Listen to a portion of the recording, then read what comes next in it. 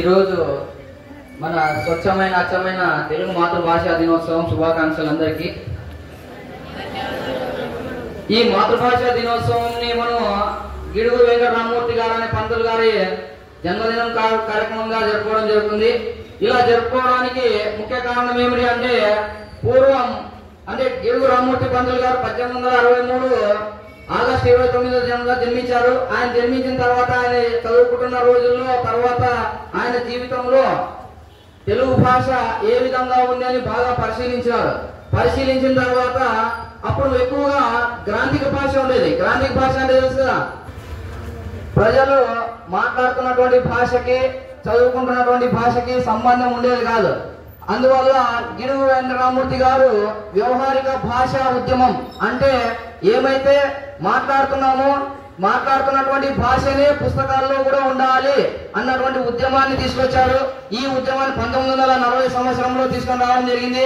చివరికి చూడండి, ఒకవేళ ఉదాహరణకి ఇప్పుడు మనమే గమనిస్తాం, మన పాఠ్య పుస్తకాలు చూస్తాము, కేవలం చూడండి పాఠ్య పుస్తకాల్లో పద్యము గద్యము అని ఉన్నాయి, గమనించారా మీరందరూ? లేకోకుండా కేవలము పద్య రూపంలోనే ఉన్నాయనుకో, అన్ని పద్యాలే ఉన్నాయనుకో, పాఠాలు చదవగలుగుతాము మనమా? కాబట్టి పద్య రూపంలో కాకుండా గద్య రూపంలోనే.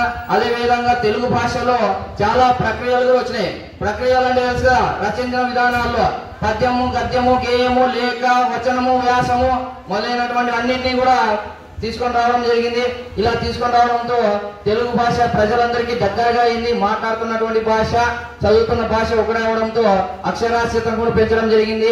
అందుకే ఇంతటి కృషి చేసినటువంటి గిడుగు వెంకటరామమూర్తి గారి యొక్క జన్మదినాన్ని మర్చిపోకుండా ఉండడానికి ఆగస్టు 29వ తేదీన తెలుగు మాతృభాష దినోత్సవంగా మనమందరం జరుపుకోవడం జరుగుతుంది. ఇంకా తెలుగులో పద్యము గేయము అని విన్నారు కదా, ఒక చిన్న గేయాన్ని విందాం.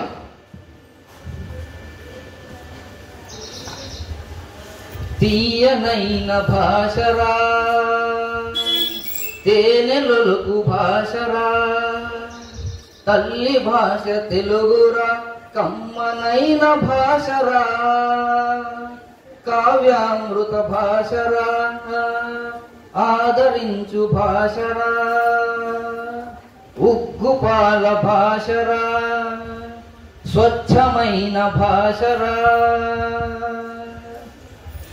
నీ భాష తెలుగురా దారి చూపు వెలుగురా, అట్టి మాతృభాష నీదిరా మరవబోకు సోదరా,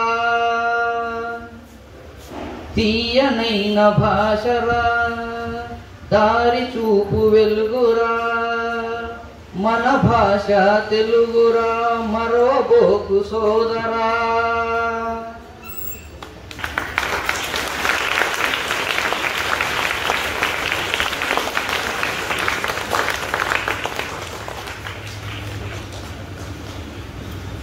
ధన్యవాదాలు అన్నది.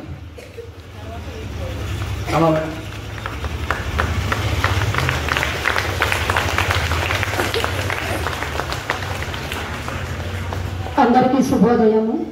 శుభోదయం పిల్లలు, శుభోదయం. శుభోదయం నాగవేణి మేడం, వాయిదా మేడం, శుభోదయం. తెలుగు భాషా దినోత్సవ శుభాకాంక్షలు అందరికీ. సార్ చెప్పారు,